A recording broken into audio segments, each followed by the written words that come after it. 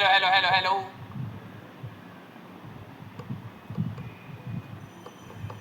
इतना लंबा प्रोसेस क्यों बना दिया है? यहीं से हो जाता था पहले। Hello hello hello. Good evening good evening good evening everyone. नमस्ते नमस्ते नमस्ते मेरे टपंटस। आवाज आ रही है भाई? चैट भी नहीं चल रही है, क्या हो गया भाई? बैठ गया क्या? सिस्टम हैंग हो गया क्या? Yes yes yes. Good evening good evening good evening everyone. नमस्ते नमस्ते नमस्ते। तो कैसे हैं आप सभी लोग?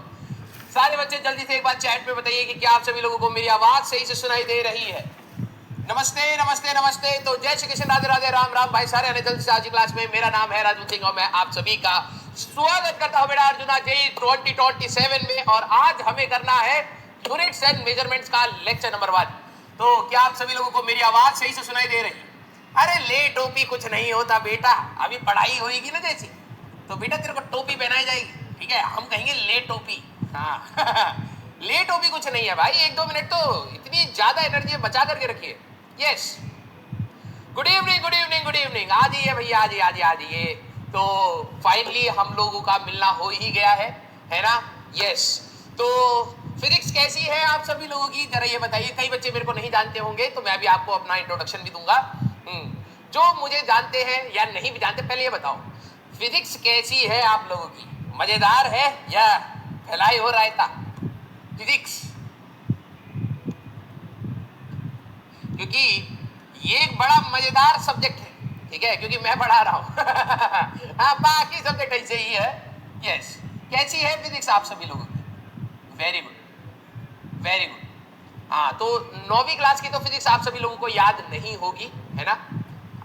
9वीं क्लास तो आप भूल गए होंगे, लेकिन 10वीं क्लास की आप लोगों ने अपने 2-3 चैप्टर पढ़े होंगे। करंट इलेक्ट्रिसिटी पढ़ा होगा, फिर उसके बाद मैग्नेटिक इफेक्ट ऑफ करंट पढ़ा होगा, फिर एक लाइट नाम का एक चैप्टर था। यस और नो, राइट? हाँ, तो 3 आप लोगों ने चैप्टर पढ़े हैं। तो जो भी आप लोगों ने क्लास 10th में पढ़ा है, देखो यही विडंबना है हमारी जिंदगी की। क्लास 10th की कोई भी चीज यहाँ पर नहीं आएगी, वो सीधे क्लास 12th में जाएगी, है? तो सर हम तो इसको भी भूल जाएंगे, और क्या है, तभी तो मजा आएगा।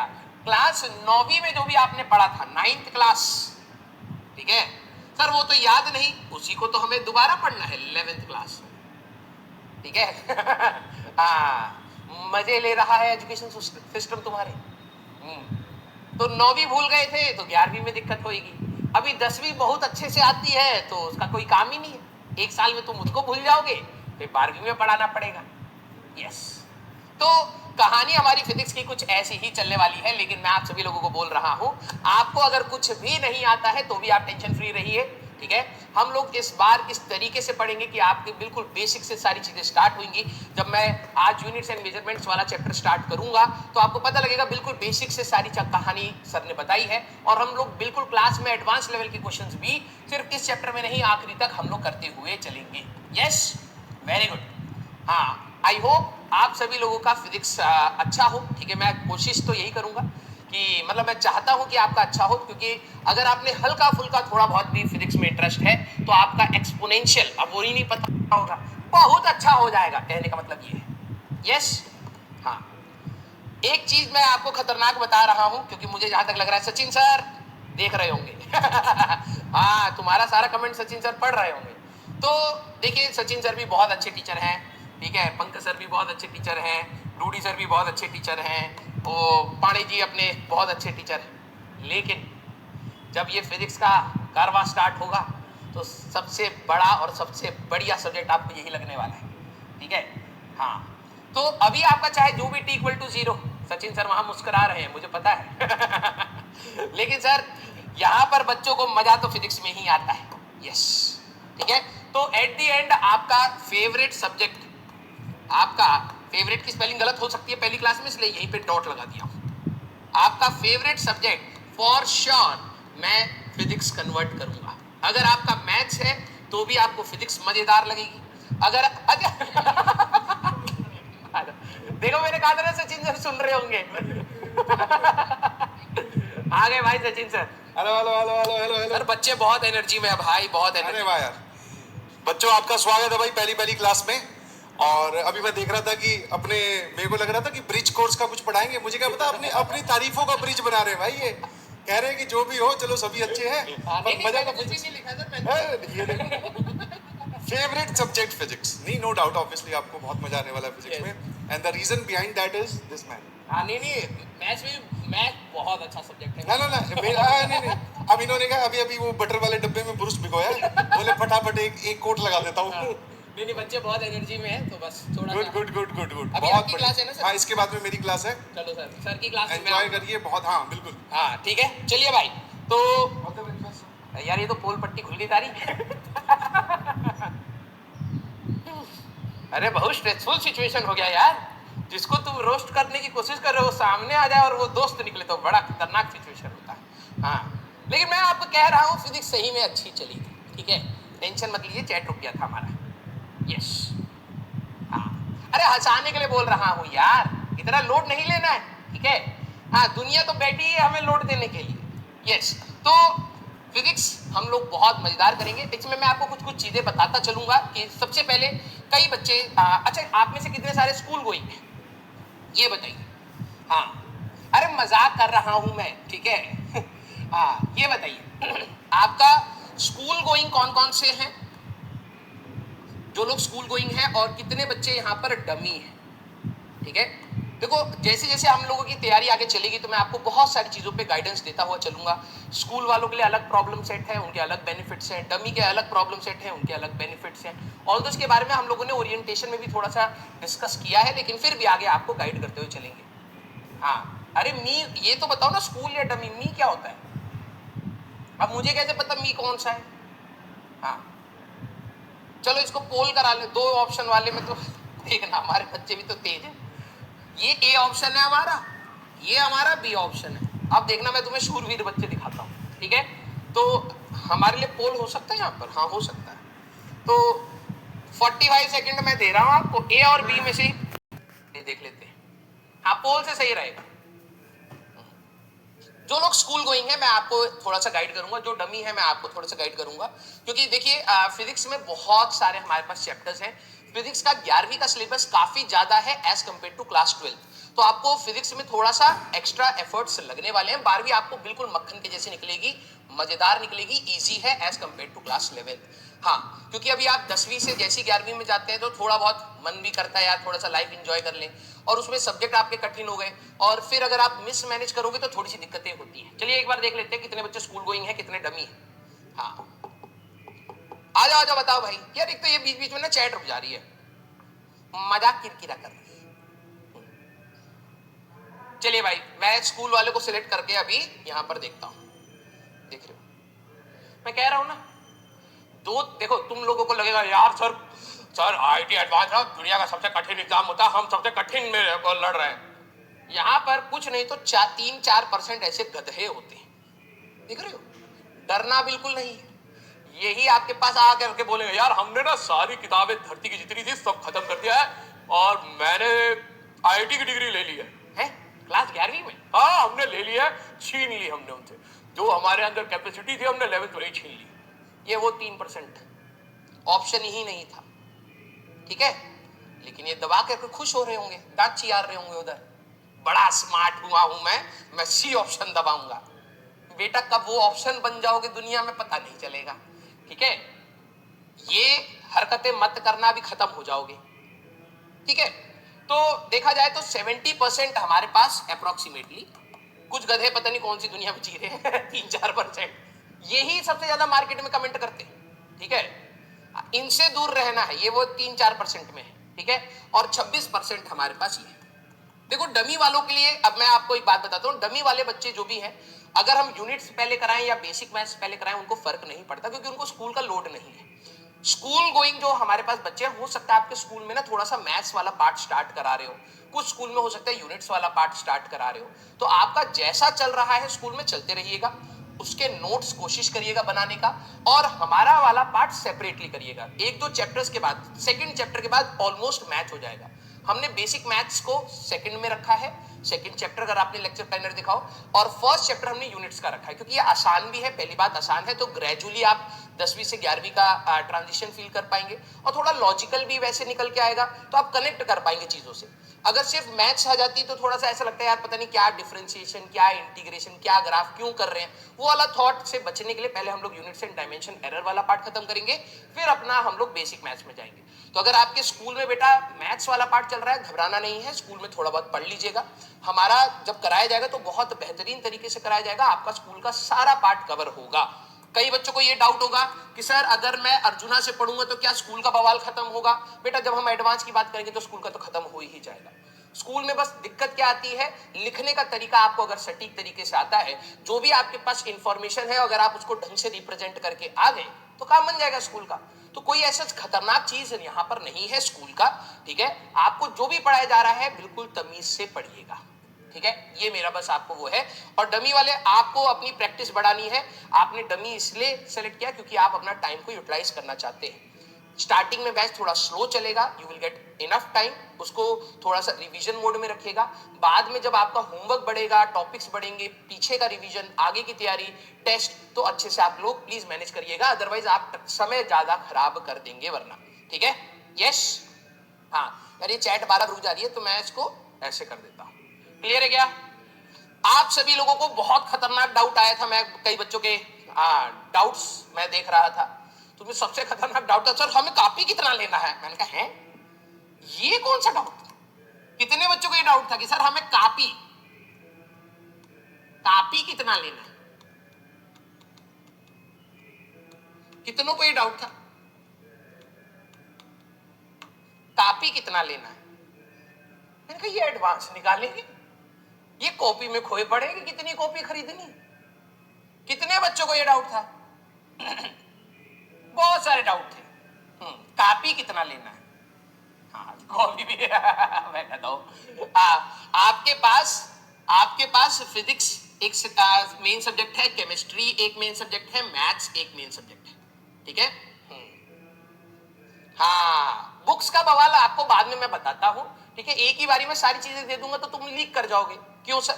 मान लो छोटी सी गिलास में, ठीक है, छोटी सी ग्लास में जिसका वॉल्यूम ही बहुत कम है, इसमें अगर मैं 1 लीटर पानी भर दूंगा तो क्या ये पूरा स्टोर कर पाएगा?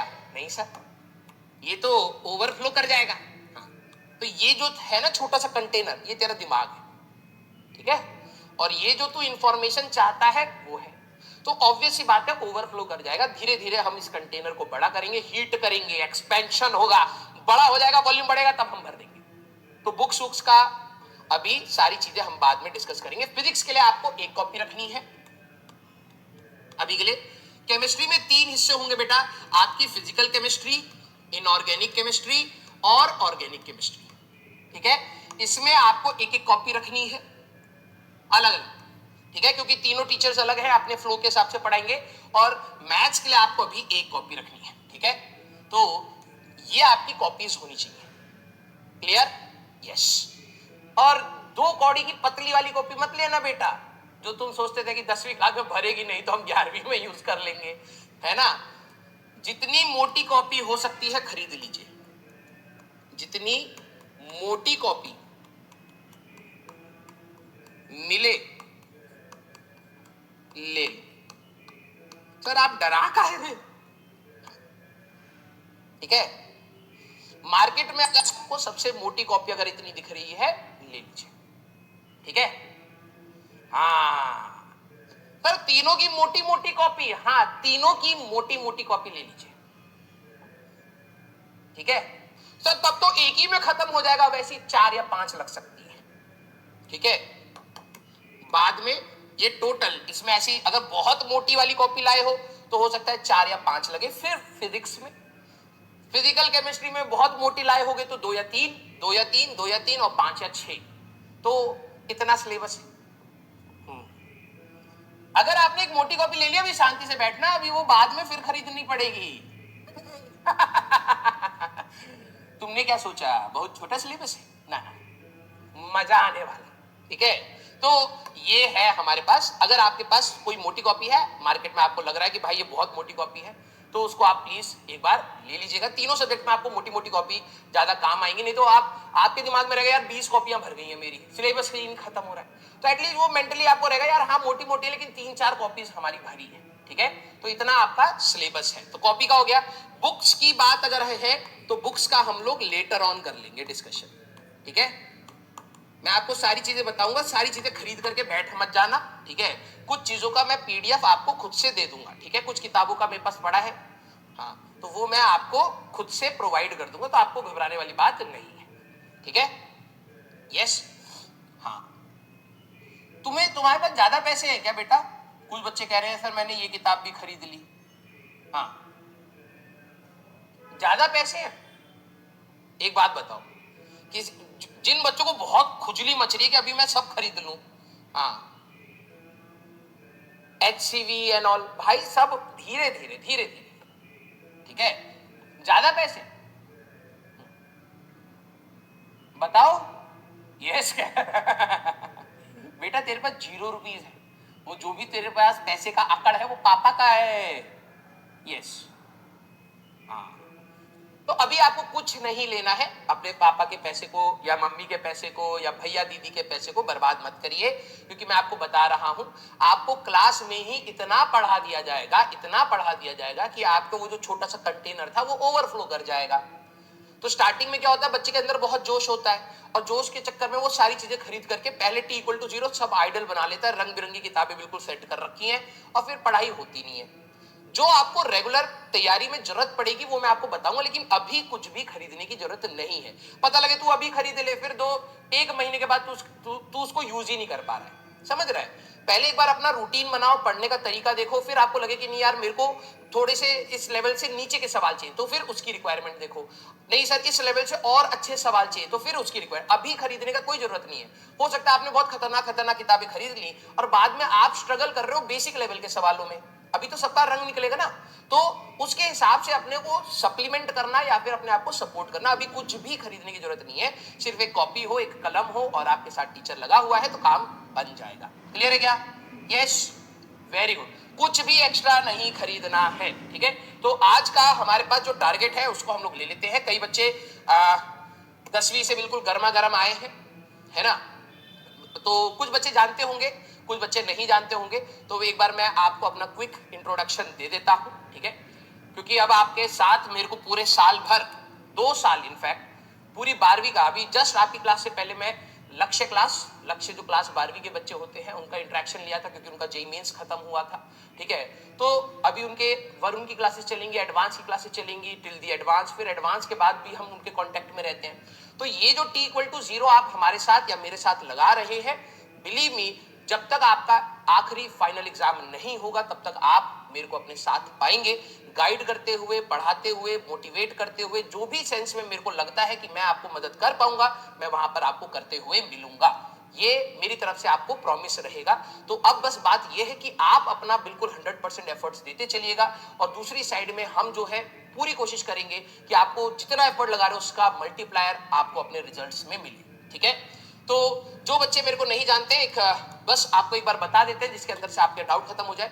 मैं IIT ISM धनबाद का पास आउट हूँ, मेरा खुद का मास्टर्स भी फिजिक्स का ही है, ठीक है। मेरा खुद का सब्जेक्ट जो था वो फिजिक्स ही था, तो मैंने उसमें मास्टर्स करी हुई है। 11+ ईयर्स का मैंने टीचिंग एक्सपीरियंस गेन किया है और बहुत सारे बच्चों को यहाँ पर पढ़ाया है। जो भी मेरा पढ़ाने का तरीका है that has evolved because of my students, क्योंकि उन्होंने हमेशा मेरे को, जितना प्यार मैंने अपने बच्चों को किया है उतना ही प्यार मेरे बच्चों ने भी मेरे को दिखाया है।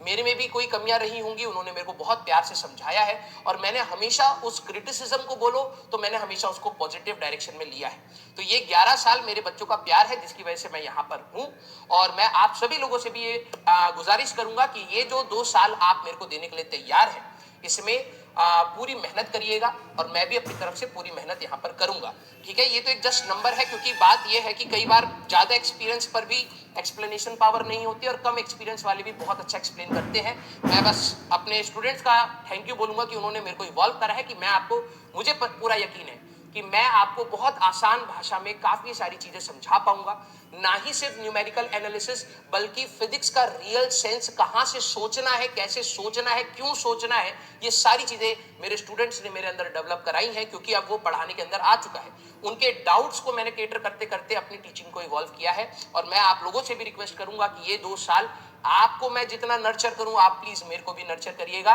क्योंकि मैं इसके लिए, इस क्रिटिसिज्म के लिए बिल्कुल ओपन हूं। कहीं अगर आपको कमी लगे तो आप प्लीज बताइएगा, और जिस दिन भी आप कमी बताएंगे मैं प्रॉमिस करता हूं कि अगले दिन मैं उससे बेहतर करता हुआ आपको मिलूंगा, ठीक है। और कई बच्चे शायद इसको जानते होंगे, कई बच्चे नहीं जानते होंगे कि बीच में मैंने 2 साल, अपार्ट फ्रॉम दिस, बीच में मैंने 2 साल एज अ मेट्रोलॉजिस्ट, साइंटिस्ट की पोजीशन टाइप आप कह सकते हैं, मैंने आईएमडी इंडियन मेट्रोलॉजिकल डिपार्टमेंट में सर्व किया है दिल्ली में। और ये जो ब्रांच थी ये बहुत मजेदार थी, क्योंकि ये भी फिजिक्स से रिलेटेड था। जैसे एटमॉस्फेयर होता है, वेदर प्रेडिक्शन करते हैं, इसमें पूरी फिजिक्स लगती है। तो ये मेरे लिए बहुत अच्छा एक एक्सपीरियंस था, जिसको मैंने एडवांस लेवल तक क्लियर करा था, ठीक है। लेकिन ठीक है, अब वो गई बात, है ना।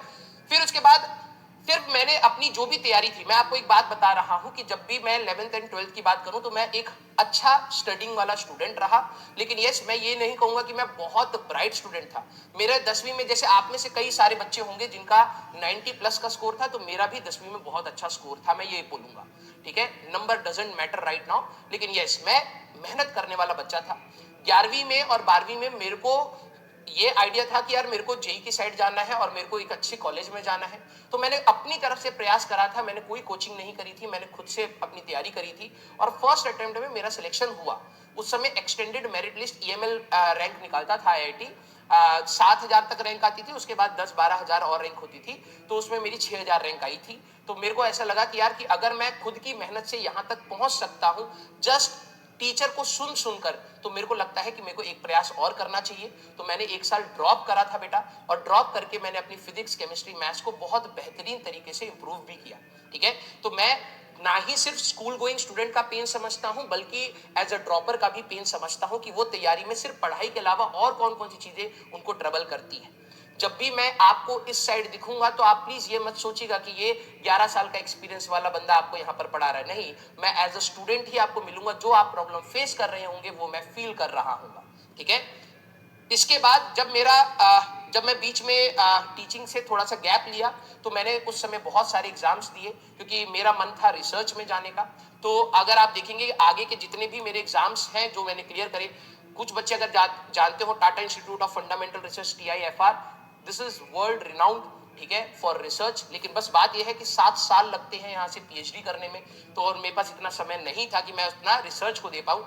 इसमें ऑल ओवर इंडिया सिर्फ 15 स्टूडेंट्स को सिलेक्ट किया जाता है, और मेरी AIR 7 थी इसमें। UGC नेट में AIR 162 था, गेट में हमारे पास 42 था, और नेशनल फिजिकल लेबोरेटरी दिल्ली में मेरा फेलोशिप भी था, लेकिन मैंने वही रिसर्च में टाइम की वजह से मैंने यहाँ पर छोड़ा। मेरे खुद के 2 रिसर्च पेपर हैं, ठीक है, उनका नाम मैंने आपको यहाँ पर डाल दिया है अमेरिकन साइंटिफिक पब्लिशर में, अगर आप देखना चाहेंगे तो वहां पर आपको मेरा नाम भी मिल जाएगा। मैंने जो काम किया था वो नैनो में काम किया था। अब कई बच्चे कहेंगे सर अगर आप फिजिक्स में थे तो आपकी मास्टर्स किस में थी? मेरी नैनो में मास्टर्स थी। और ये जो ग्रेफीन ऑक्साइड एक ऐसा बीच में मटेरियल था, अगर आप कभी गूगल करेंगे, this was the hyped material. मतलब जब हम लोग रिसर्च में थे तो ग्रेफीन एक ऐसा मटेरियल था जिसके ऊपर बहुत ज्यादा रिसर्च चल रही थी, because it was very strong और बहुत अच्छी इलेक्ट्रिकल कंडक्टिविटी भी रखता था, ये अपने पास रखता है इनफैक्ट। लेकिन धीरे धीरे ग्रेफीन से हट करके और भी कुछ नए मटेरियल्स आए। उस समय नैनो में मैं इसके ऊपर काम किया है। मेरी 2 किताबें भी हैं, अगर आप देखेंगे तो supernova physics, this is only for olympiad level, catalyst for boards, और इस बार मैंने एक सरप्राइज रखा है जो मैं आपके साथ बहुत जल्द शेयर करने वाला हूँ, ठीक है। और ऑब्वियस सी बात है, PW ने मेरे को बहुत सारे बच्चों को मेंटर करने का मौका दिया है। मैंने मेरे ख्याल मैंने लाखों में ही बच्चे पढ़ाए हैं, ठीक है। जब से PW स्टार्ट हुआ है तब से मैं यहाँ पर अभी तक हूँ, और स्टार्टिंग से लेकर के अभी तक मेरे को बच्चों ने बहुत प्यार किया है। और आई थिंक अगर मैं काउंटिंग करूँ तो लाखों में ही होगा, 5-10 लाख से तो ऊपर ही बच्चे मैंने पढ़ाए हैं। और ये सौभाग्य जो मिला है उसकी मैं रिस्पॉन्सिबिलिटी समझता हूँ। और जब आप मेरे साथ जुड़ेंगे तो आपको हर क्लास में फील होगा, भले ही मेरा हंसी मजाक का थोड़ा सा आपको नेचर दिखेगा, that is just for studies, लेकिन जब मैं पढ़ाते हुए आपको दिखूंगा तो आपको लगेगा कि हाँ सर इज वेरी सीरियस, और उस समय जब मैं सीरियस हूंगा तो आपको बहुत सीरियसनेस के साथ, कंसिस्टेंसी के साथ पढ़ाई करनी है। और जब मैं हंसी मजाक करूं तो कभी कभार देखो हंसी मजाक की कोई बाउंड्री नहीं होती, लेकिन मैं कोशिश करूंगा कि एक हेल्दी वे की बाउंड्री मैं बना करके रखूं, ठीक है। लेकिन अगर कभी क्रॉस हो, अगर आप हर्ट हो तो आप मेरे को बता सकते हैं, मैं उसके लिए सॉरी बोलने के लिए भी तैयार हूं, क्योंकि हंसी मजाक तो आपको पता ही है थोड़ा खतरनाक आज की डेट में है भी है ना। यस, तो इतने साल से वैसे मैं हंसी मजाक कर रहा हूं तो I am pro in this, but still गलतियां किसी से भी हो सकती है। पता लगे मैंने कल कुछ बोल दिया, हाँ, फिर IMLI की 2 महीने बाद मेरे को वीडियो डालनी पड़ी यस, हाँ, तो कोशिश रहेगी कि हाँ बाउंड्री क्रॉस ना हो, ठीक है। और मेरी क्लास में मैं आप सभी लोगों को एक और चीज बोलूंगा जाने से पहले, मेरा एक बहुत सिंपल सा रूल है, be respectful to each and every one of you, मतलब आपस में एक दूसरे के लिए बिल्कुल रिस्पेक्टफुल वे में रहिएगा। यहाँ पर हमारी बहुत सारी अंटरपंटरियां भी होंगी और कई सारे अंटरपंटर भी होंगे। आपको सिर्फ इंजीनियर नहीं बनना है, एक अच्छा इंसान भी बनना है। तो आपके जो शब्दकोश होंगे, जो आपके वर्ड्स होंगे, जो आपकी वोकैबुलरी होगी, वो एक हमेशा रिस्पेक्टफुल वे में होनी चाहिए। हाँ, हमारे आपस में डिसएग्रीमेंट्स हो सकते हैं, तो आप रिस्पेक्टफुल वे में अपना डिसएग्रीमेंट मेरे को बता सकते हैं, या फिर अपने किसी भी कलीग को भी बता सकते हैं। क्लियर? रिस्पेक्टफुल वे में रहना है सबको। Okay, love you all. तो ये है हमारी कहानी, ठीक है। आइए चलिए भाई, हाँ, तो देखा जाए तो आपसे क्या क्या रिक्वायरमेंट है? हमसे रिक्वायरमेंट, हमको तो सर एडवांस लेवल पढ़ना है। मतलब पढ़ा भी, पहले बेसिक चीज है, discipline and consistency is the key, ये सब आपको पता है। मैं तो आज सोच रहा था ना उल्टा पढ़ा दूं। बेटा देखो मैं बता रहा हूं, आईआईटी निकालने के लिए सब घोसलेबाजी हो रखा है मार्केट। डिसिप्लिन डिसिप्लिन नहीं चाहिए होता है, कंसिस्टेंसी तो है, बेकार होता है। सोचा था कि मैं आज उल्टा ज्ञान दे दूं आपको फिर मैंने कहा यार ये 10वीं क्लास के नन्हे से बालक है, बालिका है, क्या पता सीरियस ले ले, बहुत सीरियसली नोट बना रहे, अच्छा कंसिस्टेंटली नहीं पढ़ना है और इनडिसिप्लिन फॉर्म में पढ़ना है। तो मैंने कहा भाई रिस्क नहीं लेते हैं, जो 12वीं क्लास के होते हैं ना उनको तो फिर भी हम समझा सकते हैं कि भाई पागल वागल है क्या, डिसिप्लिन वे में पढ़ना है, कंसिस्टेंट रहना है। अभी आपके अंदर बहुत ज्यादा एनर्जी होगी कि सर आज ही हम 2 करोड़ सवाल लगा करके ही सोएंगे सर, नहीं तो टेप से आंख ऊपर चिपका लेंगे, नहीं सोएंगे हम। ये हरकत नहीं करनी है। आज आपका लोड कम है तो आराम से एंजॉय करिए, अभी 1-2 हफ्ता आराम से एंजॉय करिए। जब लोड बढ़ेगा तब मैं आपको कहूंगा कि भैया अब सिटिंग पावर होनी चाहिए। हमारा बच्चा उल्टा चलता है, जब नहीं पढ़ेगा यार मास्टर आप प्लीज पढ़ा कीजिए एडवांस लेवल, ठीक है। और जब टीचर एडवांस लेवल पढ़ा था, सर आपने ना हमको बेसिक क्लियर नहीं करा है, हमको बड़ा डाउट आता है, बड़ा डाउट आता है, मारो लपड़। कंसिस्टेंट मतलब जिस दिन की जैसी रिक्वायरमेंट है वैसे आपको फॉलो करनी पड़ेगी। समझ आई बात? हाँ बकैत कहीं के। फिर timely cover your live classes. कुछ बच्चे होते हैं ना स्ट्रैटेजिस्ट, भाई स्ट्रैटेजिस्ट, मतलब ये यूट्यूब पर इतना स्ट्रैटेजी देखे हैं, ध स्ट्रैटेजी। अब उनको क्या होता है ना, वो टाइम टेबल बनाते हैं। आप लोगों ने करा होगा कि सर मैंने ना 10th क्लास में एक ओबीडियंट स्टूडेंट था मैं सर, तो मैंने ना 10th क्लास में ना सर टाइम टेबल बनाया था, मैं 6 AM पर उठ जाता था। मैंने कहा है, हाँ, मैंने कहा 6:01 भी नहीं होता ना, नहीं सर सुबह 6 AM उठ जाता था सर, और 6:05 तक मैं प्राणायाम करता था। 5 मिनट, हाँ 5 मिनट हम प्राणायाम करते थे सर। अच्छा, फिर तो 6:07 पर हम नहा लेते थे। ये ऐसा प्लान 2 कौड़ी का अगर तूने बनाया, ठीक है, कि भाई 6:10 पे ये करूंगा, 6:20 पे मैं पढ़ने बैठ जाऊंगा, 6:22 में एडवांस का पेपर लगा दूंगा, 6:23 में मैं दुनिया घूम लूंगा। कुछ बच्चे ऐसी 2 कौड़ी की हरकत करते हैं, आपने भी की हो, हाँ या ना? सच बताना, सारे बच्चे, कौन कौन ऐसा बनाया है? देखो हंस रहे, मैं बता रहा हूं आपके अंदर से है, मैं आपको बहुत अच्छी तरीके से जानता हूं, ठीक है। मेरे अंदर एक खास बात है, बच्चे कहते हैं sir Rajwan sir is too relatable. Relatable नहीं, मैं एक इमेजिनरी इंसान की पिक्चर बनाता हूं दिमाग में, जितना खराब सोच सकता हूं मैं सोच करके बोल देता हूं। तुम कहते हो अरे यार दिल पे लग गई बात, ये तो हमारे बारे में, तो ऐसे ही है। देखो कितने सारे बच्चे, ये 2 कौड़ी की हरकत आपको नहीं करनी है। आपको सर तो स्टडी का टाइम टेबल क्या है? बेस्ट टाइम टेबल आपके लिए है best time table, don't waste time, बस डोंट वेस्ट टाइम। अगर आप समय बर्बाद कर रहे हैं, आपका होमवर्क पेंडिंग है, आपके चैप्टर्स पेंडिंग है, आपकी डीपीपी पेंडिंग है, आपका बहुत सारा काम पेंडिंग है और आप समय बर्बाद कर रहे हैं, that means you are not a good student. सीधी सी बात है, आप इररिस्पॉन्सिबल हैं इस तैयारी में। अगर आपका सारा काम हो चुका है और आपके पास समय बचा है तो आप उसको किसी भी तरीके से यूज करना चाहे कर सकते हैं। सबसे पहली प्रायोरिटी हमारे पास यही रहेगी कि हम अपने तैयारी में सबसे पहले अपना काम खत्म करेंगे, फिर बाकी दूसरे काम देखेंगे। ठीक है, तो ये है हमारे पास। तो लाइव क्लासेस में रहिएगा क्योंकि इससे आपका बैकलॉग नहीं बनेगा, वरना बैकलॉग अमर है। आपको पता नहीं, बच्चे जल्दी पूछते हैं सर बैकलॉग कैसे खत्म करें। खत्म तुम खत्म हो गए बैकलॉग के नाम पर। हम खत्म हो रहे हैं बैकलॉग के नाम पर। बैकलॉग सीरीज खुद बैकलॉग नहीं खत्म कर पा रही। बैकलॉग अमर है बेटा, ठीक है, बस वो तुम्हारे पास नहीं आना चाहिए। तो लाइव क्लास में अटेंड करोगे तो हंसी मजाक में किसी तरीके से क्लास खत्म हो जाएगी, बाद में आती है तुम्हारी कामचोरी निकल करके। फिर तुम्हें लगता है आज नहीं करते हैं कल करेंगे, कल के 2 लेक्चर और चिपक गए, फिर 3 हो गए, फिर लगा अब तो नहीं हो पाएगा, फिर गिव अप। तो लाइव क्लास अटेंड करना है और जो भी आपको होमवर्क दिया जाए प्लीज उसको सही तरह, दांत मत चियारिए, सच बता रहा, ठीक है, डू योर होमवर्क। जो भी आपको बोला जाए वही होमवर्क करना है। अच्छा, यहां पर आते हैं हमारे पास सुपर स्मार्ट बच्चे। सर आपने ना सिर्फ 5 क्वेश्चन दिए थे, सिर्फ 5 क्वेश्चन। सर आईआईटी एडवांस में तो बहुत ज्यादा आता है। हाँ तो अभी आता है, अभी कल ही आईआईटी एडवांस का तेरा पेपर, 5 सवाल दिए 5 लगा। जिस दिन 100 सवाल दिए जाएंगे 100 लगा करके आने पड़ेंगे। ठीक है, तो जो भी आपका होमवर्क है उसको आपको फॉलो करना है। टीचर से कुछ बच्चे ऐसे होते हैं, ठीक है, जैसे डांडी मार्च में गांधी जी आगे चलते थे। हमारे बच्चे अगर आज डांडी मार्च हो रही होती तो गांधी जी को कहते आओ आओ हम बताते रास्ता, इधर आओ, इधर से जाना है, रास्ता तो नहीं इधर से ही जाना, हम यूट्यूब पे देखें। तो कुछ बच्चे क्या होते हैं, टीचर के साथ, टीचर जैसे यहाँ पर है पूरे बच्चों को लेकर के गाइड करके आगे ले जा रहा कि बेटा चलो चलो आगे, कुछ बच्चे यहाँ पर आकर के कह रहे होते ए इधर आओ सर, ये पहले पढ़ाओ यार, ये इंपॉर्टेंट है।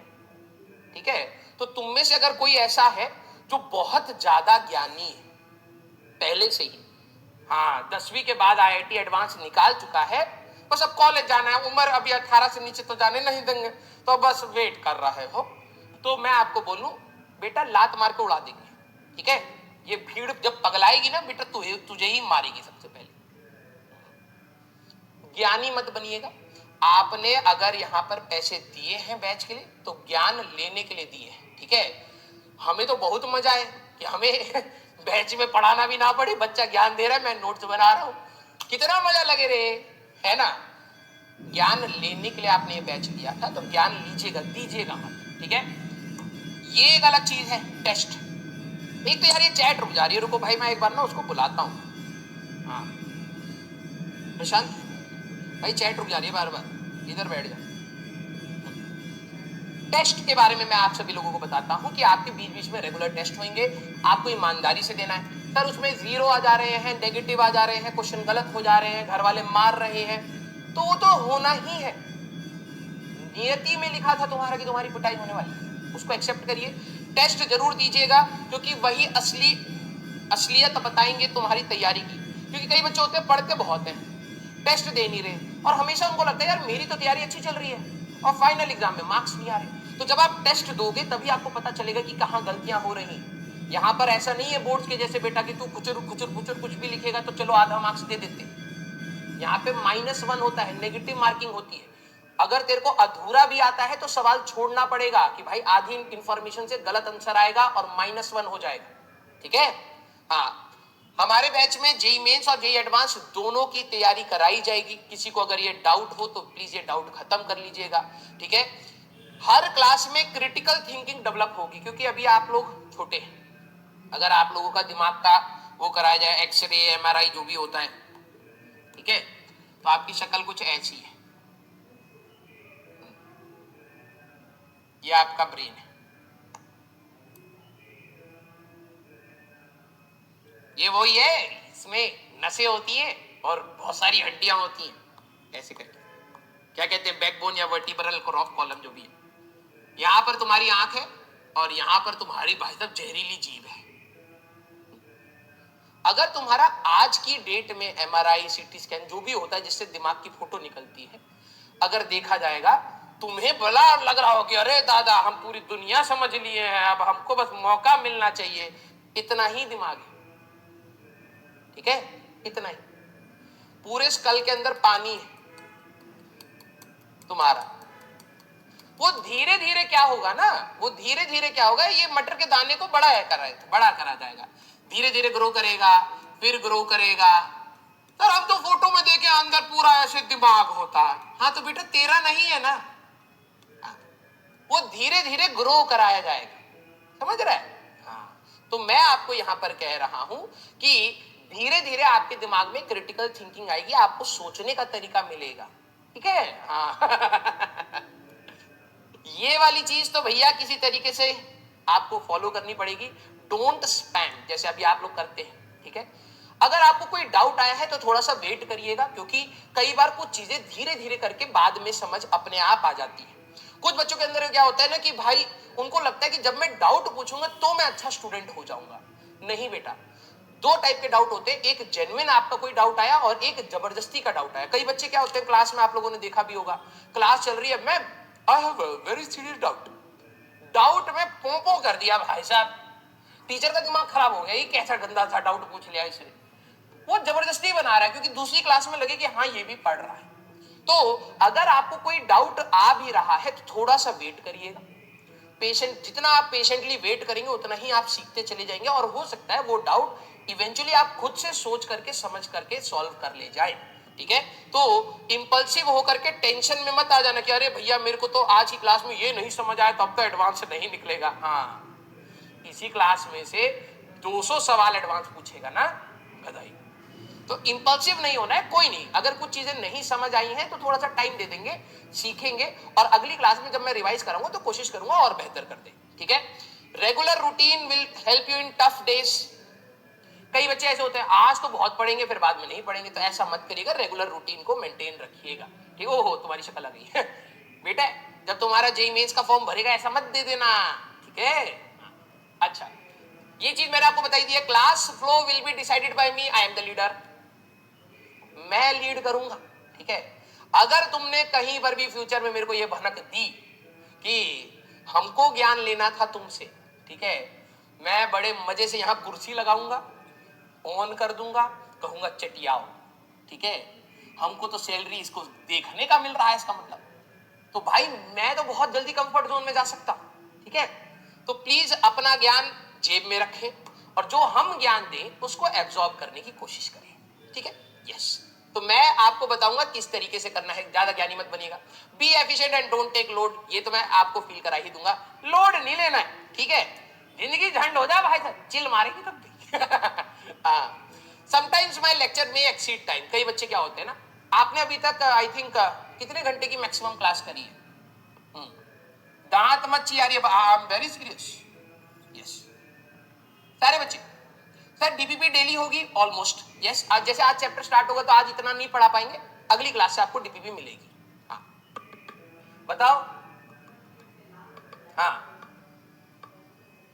6-7 घंटे का पढ़ा हुआ है, तब तो ठीक है, आपकी सीटिंग कैपेसिटी इज गुड, हाँ तब तो सही है।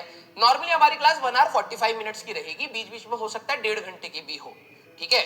तो लेकिन अगर कभी एक्सीड करे तो ये मेंटल ब्लॉकेट, देखो आपको मैंने इसलिए सवाल पूछा क्योंकि आप लोग ने इस तरीके से पढ़ाई करी है, ऑल्दो इतनी जरूरत नहीं थी, ठीक है, कि आप 10-10, 11-11, 12-12 घंटे पढ़े, लेकिन ठीक है अगर आपने किया है दैट्स अ गुड थिंग।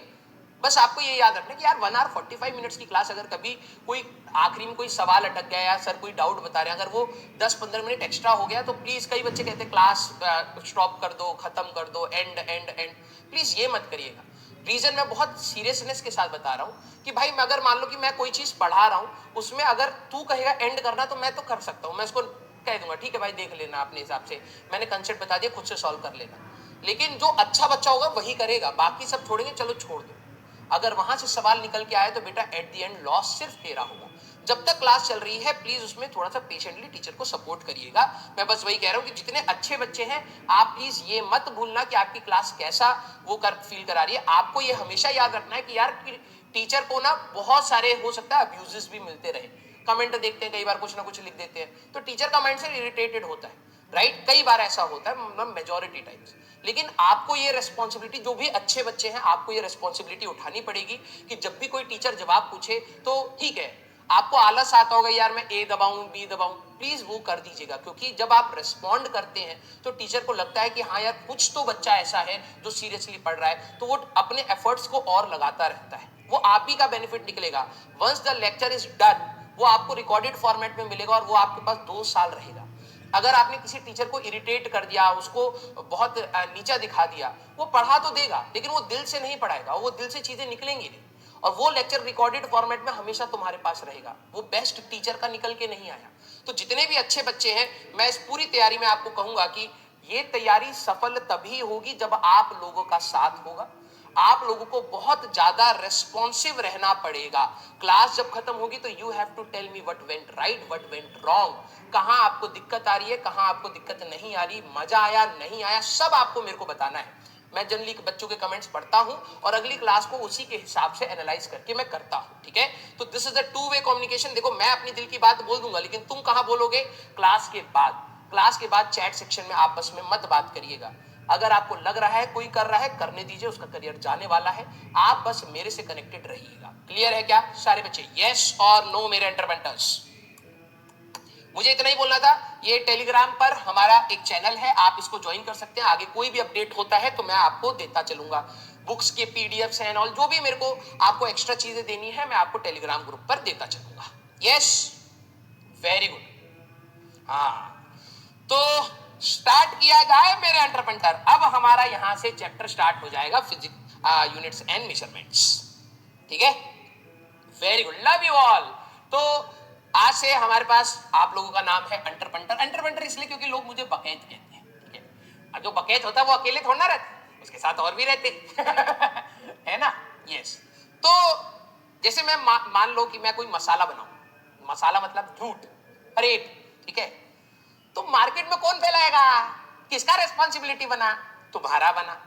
तो तुम जब मार्केट में जाकर के फैलाओगे कि राजवंश सर ने ऐसा 2 कौड़ी की हरकत करी हमारी क्लास में, ठीक है, तो ये जो हरकत है उसी के हिसाब से हमने तुम्हारा नाम रखा है, अंटरपेंटर, ठीक है। क्लियर है क्या? यस, हाँ सारे बच्चे। तो आज से आप लोग हैं अंटरपेंटर व अंटरपेंटरिया, ठीक है। स्टार्ट करें? चलिए भाई, बहुत सही। तो यहां पर चैट बंद करने का इसमें तो ऑप्शन नहीं होता है, लेकिन क्योंकि जब मैं पढ़ाता हूं तो जनरली मैं चैट बंद कर देता हूं कि एक बार आप मेरी बात को ध्यान से सुनिए, ठीक है। चलिए भाई, तो फिजिकल क्वांटिटीज, अब सीरियसली, ठीक है, अब सारे बच्चे सीरियस रहना। अब हमारी क्लास अभी अप्रोक्सीमेटली 1 घंटा, तो 1 घंटा हम लोग अब सीरियसली पढ़ेंगे, ठीक है। हम लोग फिजिकल क्वांटिटीज के बारे में बात करेंगे। देखिए अब क्या है ना, ये जो चैप्टर है यूनिट्स एंड मेजरमेंट, नाम से आपको पता लग रहा है यूनिट्स, ठीक है। फॉर एग्जांपल मैं यहीं से स्टार्ट करता हूं, अब ये लिखने की जरूरत नहीं है, आपको अभी समझ आ जाएगा। मान लीजिए मैंने 5 लिख दिया, तो ये क्या है बेटा आपके लिए? अब सीरियसनेस आइए आप फिजिक्स में एंटर करते हैं, ठीक है। अगर मान लीजिए मैंने यहाँ पे 5 लिख दिया, तो आपके लिए क्या है? सारे बच्चे चैट में बताएंगे, सारे बच्चे चैट में बताएंगे। अगर मैं सिर्फ 5 लिख दूं, ये कॉपी में मत लिखना, लिखवाने वाला पार्ट मैं बताऊंगा और उसको ही लिखना, समझने वाला पार्ट देख लेते हैं। बताइए, ये 5 अगर मैं लिख दूं, सिर्फ नंबर, वेरी गुड सर, ये तो सिर्फ नंबर है हमारे पास। मैंने कहा हाँ, ये तो सिर्फ एक नंबर है, लेकिन अगर मैं जैसे ही इसके पीछे मीटर्स लगा दूंगा, तो अब ये क्या बन गया? एक कांस्टेंट वैल्यू का नंबर है हमारे पास, क्वांटिटी है, ठीक है। अगर मैं यहां पर m लगा देता हूं, तो आप लोगों को अब क्या समझ आ रहा है कि ये क्या होगा? अब देखना अपने आप समझ आएगा कि हम इस चैप्टर के बारे में क्यों बात करने जा रहे हैं और सबसे पहले इस चैप्टर की बात क्यों हो रही है। हाँ। अगर मैंने यहां पर मीटर लगा दिया, तो अब क्या हो गया ये बताइए? हाँ, अब आपको क्या समझ आ रहा है कि ये क्या चीज को रिप्रेजेंट कर रहा है? सर 5 मीटर ये तो लेंथ को रिप्रेजेंट करेगा। अब ये सिर्फ नंबर नहीं है, यस, लेंथ हो सकता है, डिस्टेंस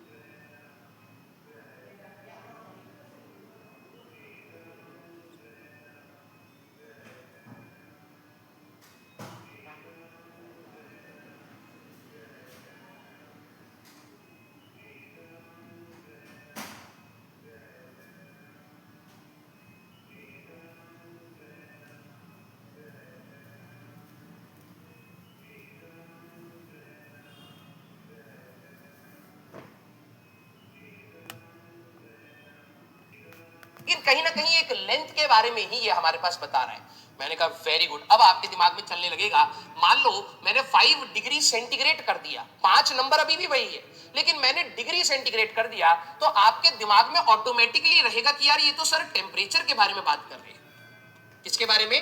टेम्परेचर के बारे में बात कर रहे हैं। यस, मैंने 5 के आगे एम्पेयर लगा दिया, अपने आप आपके दिमाग में आएगा सर तो करंट के बारे में बात कर रहे हैं। 5 के आगे वी लगा दिया तो अपने आप समझ आएगा कि वोल्टेज के बारे में बात हो रही है। यस और नो सारे बच्चे?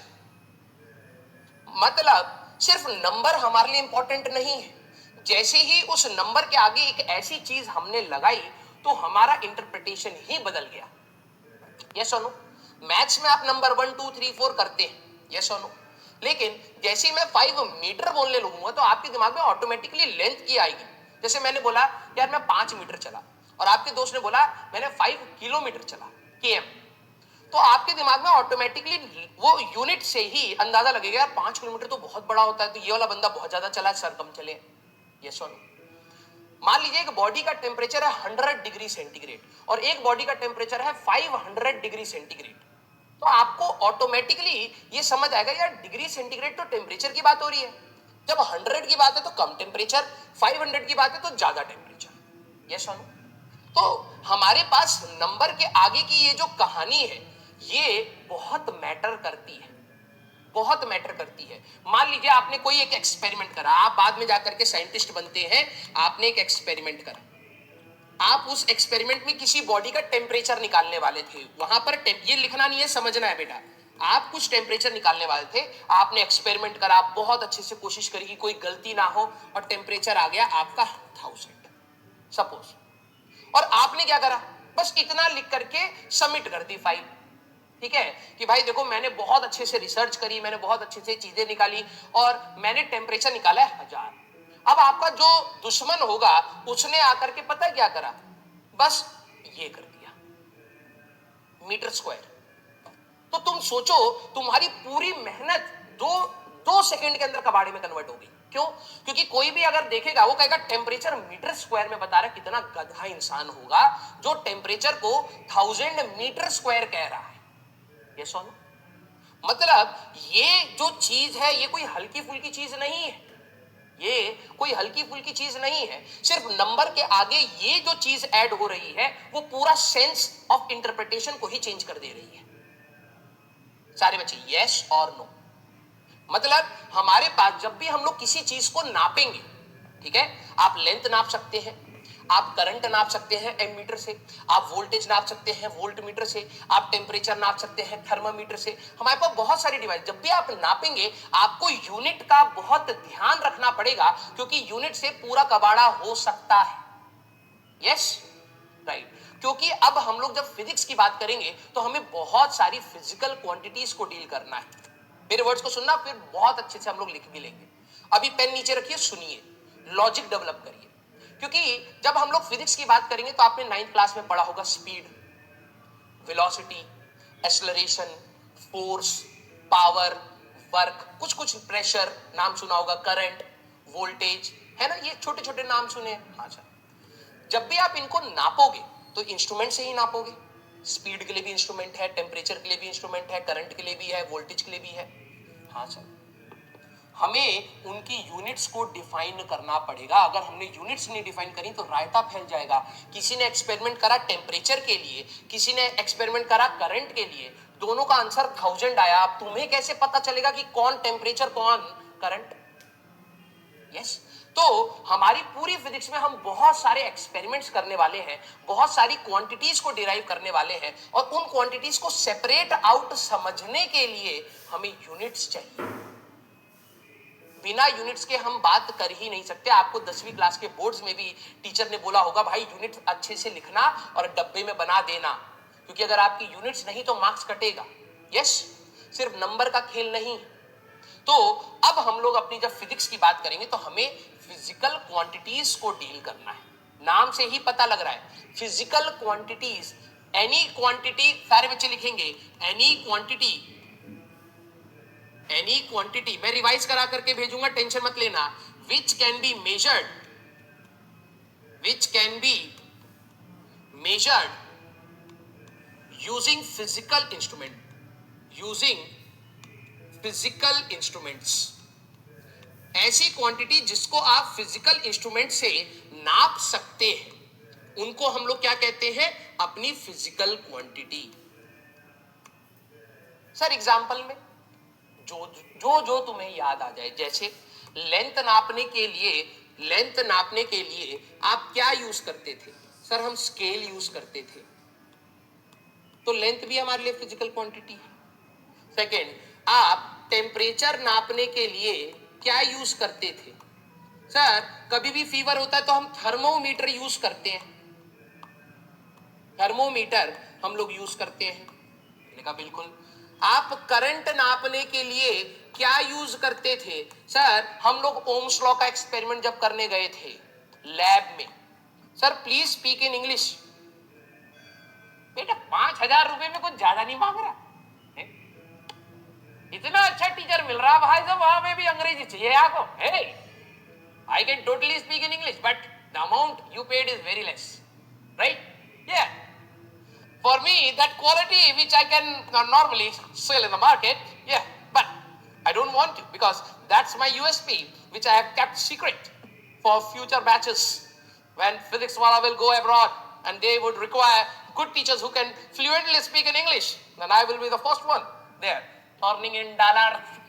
Okay, but since here in the northern part of the country, mainly people generally speak in Hindi and they can understand very fluent Hindi. So that's why I'm writing in English.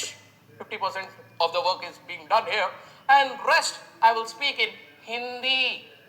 ऐसे ही चलेगा, okay? 5,000 रुपए में kidney भी ले जाएगा कल। Yes, हाँ, ज्यादा मत डिमांड कर बेटा। कल बोले सर हमको ना आप अपना एक किडनी दीजिए, एक पे जीवित रहा जा सकता है, आप रहिए। करंट नापने के लिए हमारे पास एमीटर होता है। यस, तो this is also a physical quantity. Voltage नापने के लिए हमारे पास वोल्ट मीटर होता है। यस, हमारे लिए मास नापने के लिए अभी आपके लिए वेइंग मशीन लिख लेते हैं। मास अगर आपको नापना है तो आप वेइंग मशीन से नाप सकते हैं, है ना? तो ऐसी क्वांटिटीज जिनको आप इंस्ट्रूमेंट से नाप सकते हैं ऐसी क्वांटिटीज जिनको आप इंस्ट्रूमेंट से नाप सकते हैं, उनको हम कहते हैं अपना फिजिकल क्वांटिटीज। अब आपको स्कूल में लिखना हो तो आप लिख दीजिएगा। एग्जाम्पल में मास होता है, लेंथ होता है, टाइम होता है। टाइम के लिए आपके पास क्लॉक होती है, वॉच होती है। टाइम होता है आपके पास, हमारे लिए करंट होता है, टेम्परेचर होता है, ठीक है, टेम्परेचर होता है, वोल्टेज होता है। ये सारी की सारी क्वांटिटीज हमारी क्या कहलाती हैं? Physical quantities. सारे बच्चे दिल बनाइए, अगर आपको वेइंग मशीन में ना, कई बच्चों को अभी ये बाद में जाकर के आएगा, तुम वेइंग मशीन अगर हटा करके टाइम लिख लो, ठीक है, क्योंकि कुछ बच्चे चौधरी बन जाते हैं, ठीक है। टाइम को नापने के लिए हमारे पास वॉच स्लैश क्लॉक लिख लो। वेइंग मशीन प्रॉपरली हमारे पास आएगी लॉज ऑफ मोशन में, तो आपको बहुत अच्छे से समझाया जाएगा वो कैसे काम करता है, क्या होता है उसके अंदर, सारी चीजें बताई जाएंगी। अभी आप इतना लिख लीजिए। लिख लिया? Very good. मैं रिवाइज करा करके भेजूंगा बिल्कुल मक्खन के जैसे, ठीक है। साथ साथ लिखते चलना, सोचते चलना। अब क्लासिफिकेशन ऑफ फिजिकल क्वांटिटीज। जब हम लोग सारे के सारे साइंटिस्ट, हम लोग नहीं, हम तो अभी आए हैं, पहले वाले लोग, ठीक है। अब कलम नीचे रख दो, पहले समझते हैं, ठीक है, फिर मैं आपको साथ साथ लिखवाऊंगा, ठीक है। आई तो सब सारे लोग बैठे, उन्होंने कहा कि देखो यार दुनिया में तो बहुत सारी फिजिकल क्वांटिटीज हैं। उन लोगों ने कहा हाँ यार, तो हम लोगों अगर देखा जाए तो बहुत सारी क्वांटिटीज एक दूसरे से मिल करके बनी हुई है ना। जैसे मान लो अगर आप लोगों ने स्पीड का फॉर्मूला याद होगा तो डिस्टेंस अपॉन टाइम, डिस्टेंस तो लेंथ होता है डिवाइडेड बाय टाइम। अगर आप वेलोसिटी की बात करें वो स्पीड अपॉन टाइम आप लोगों ने पढ़ा हुआ है। वो एक्सेलरेशन की बात करें तो सर हमारे पास स्पीड अपॉन टाइम आपने पढ़ा है, उसमें स्पीड आ गया। फोर्स में मास इनटू एक्सेलरेशन होता है, तो मास भी है एक्सेलरेशन भी है।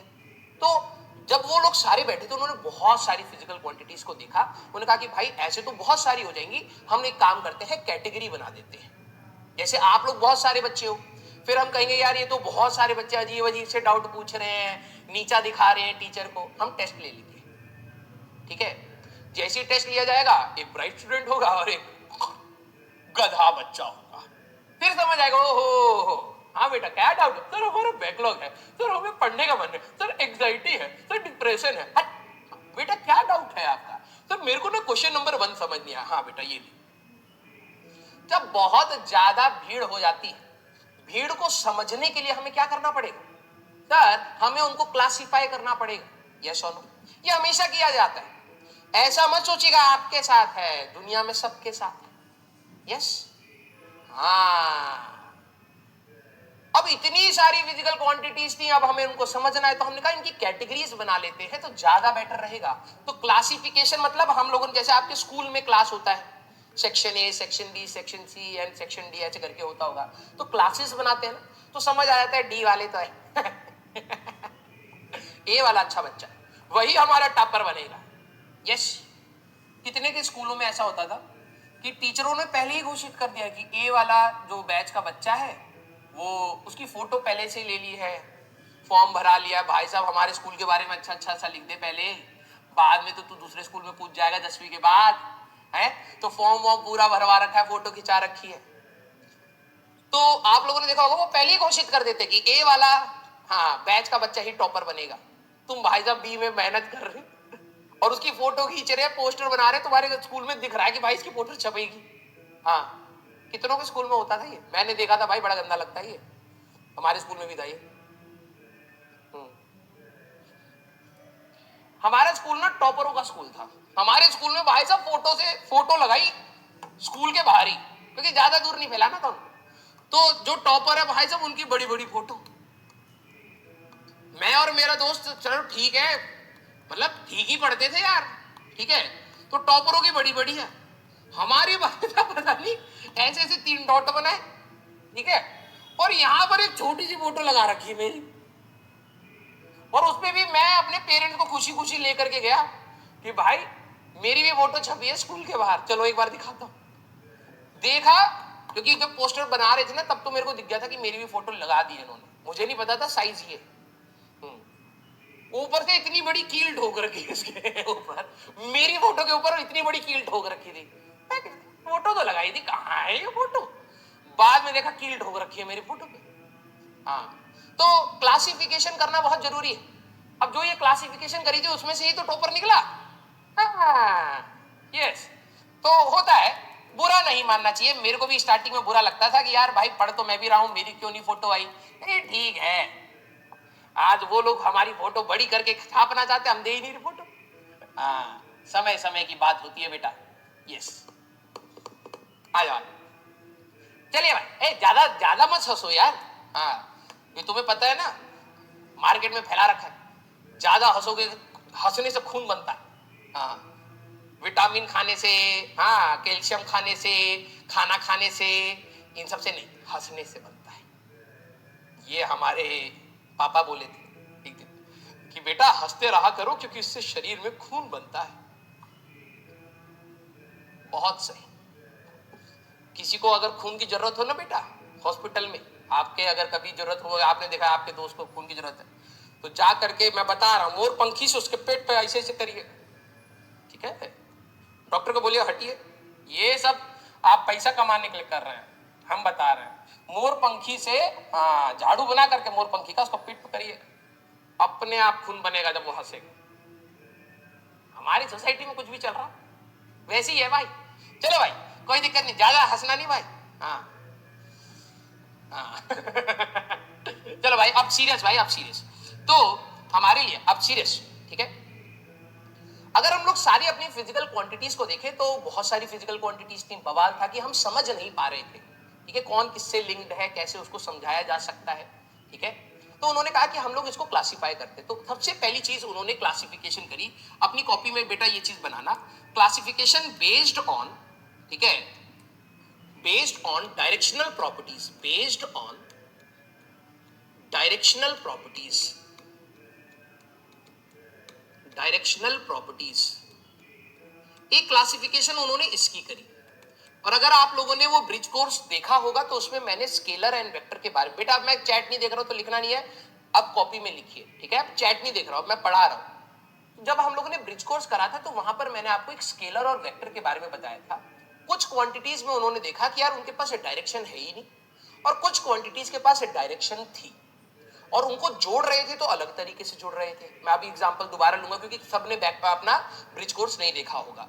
तो उन्होंने सबसे पहला क्लासिफिकेशन करा on the basis of directional properties. Direction से याद आ जाना चाहिए वेक्टर और स्केलर की बात होने लगी।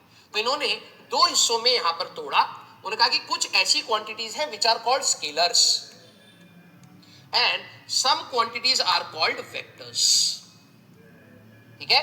ऑल्दो हम लोगों ने पहले पढ़ा हुआ है लेकिन फिर हम लोग कर लेंगे, कोई दिक्कत नहीं है। ऐसी क्वांटिटी जिनके पास विच हैज मैग्नीट्यूड, लिखना बेटा, which has magnitude, which has magnitude but do not have any direction, but do not have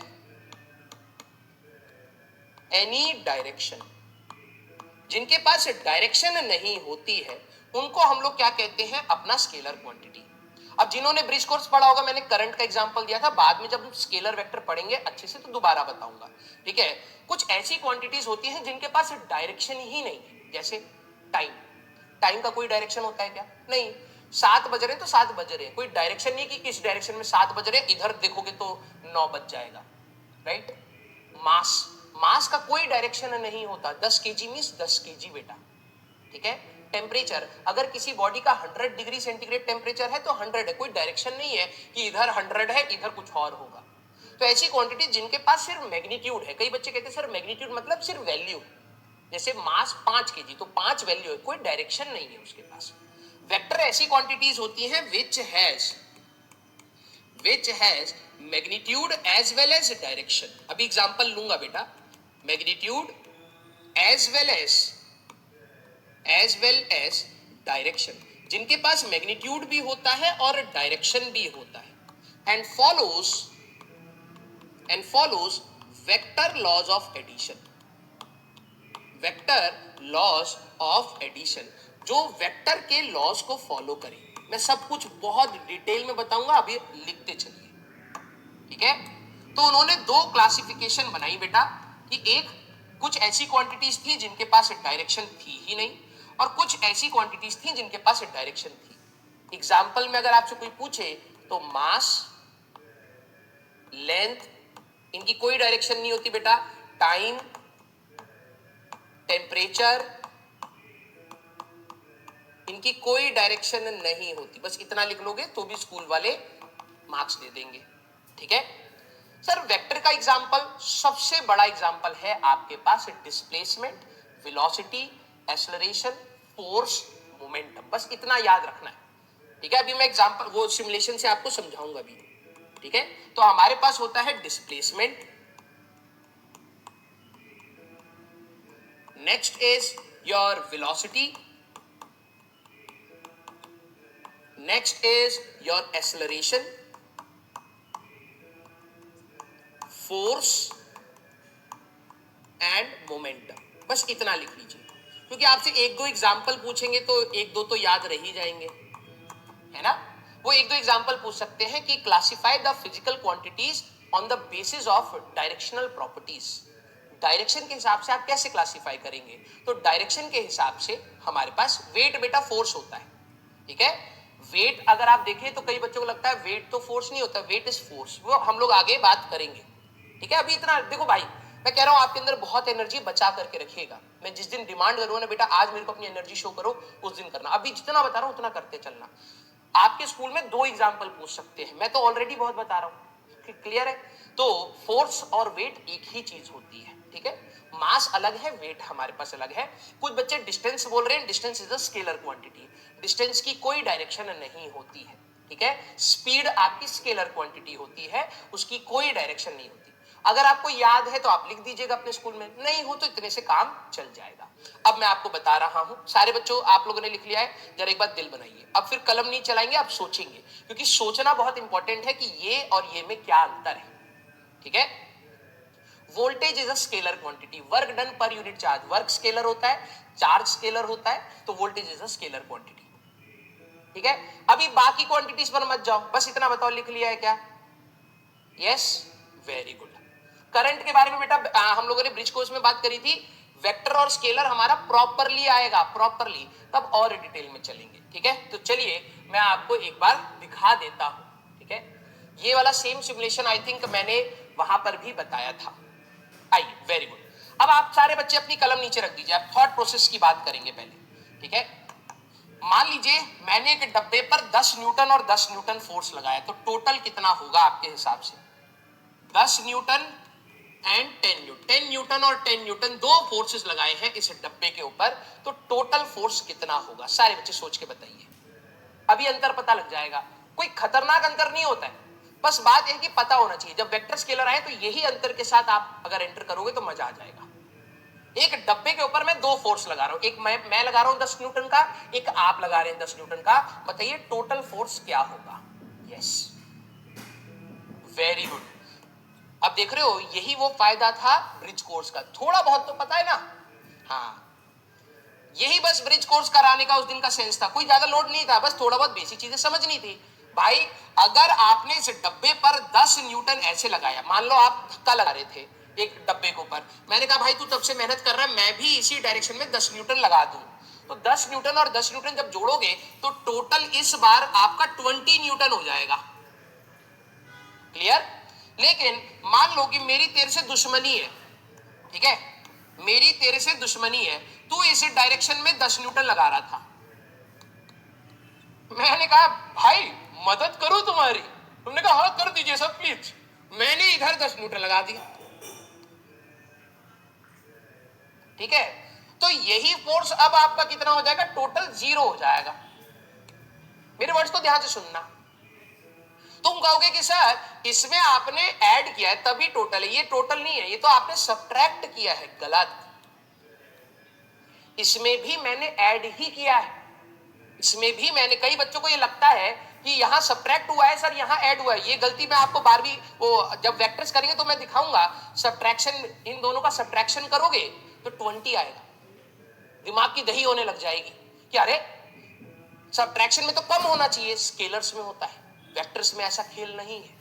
तो आप लोगों ने देखा कि यार जब इन दोनों की डायरेक्शन सेम थी, एंगल इनके बीच का जब 0 था, 0 डिग्री, दोनों का सेम डायरेक्शन था, तब फोर्स अलग आया। और जब ये दोनों एक दूसरे के अपोजिट डायरेक्शन में, एक इधर एक इधर 180 डिग्री पर थे,